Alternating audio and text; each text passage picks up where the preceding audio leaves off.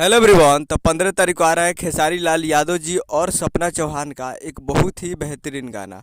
और करीब इस गाने का 15 दिन से रिलीज डेट कभी आगे कभी पीछे, कभी 5 तारीख को आ रहा है, कभी 8 तारीख को आ रहा है, कभी 12 तारीख को, ऐसे रिलीज डेट आ रहा था। लेकिन अभी कंफर्म रिलीज डेट आ चुका है कि इस गाने को 15 तारीख को रिलीज किया जाएगा।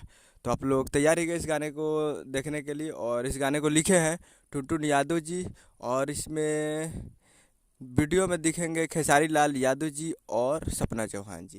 तो ये 15 तारीख को रिलीज़ किया जा रहा है, और वही गाना है अनंता म्यूजिक वर्ल्ड वाला, जो कि बहुत दिन से ये गाने को शूट करके रखा गया था। और करीब इसको रिलीज़ करने वाला था, लेकिन बीच में लोकगीत एक आ गया और फिर चैता सॉन्ग आ गया, तो इसलिए इस गाने को नहीं रिलीज़ किया गया था। अब कंफर्म रिलीज डेट आ गया है कि 15 तारीख को इस गाने को रिलीज़ किया जाएगा।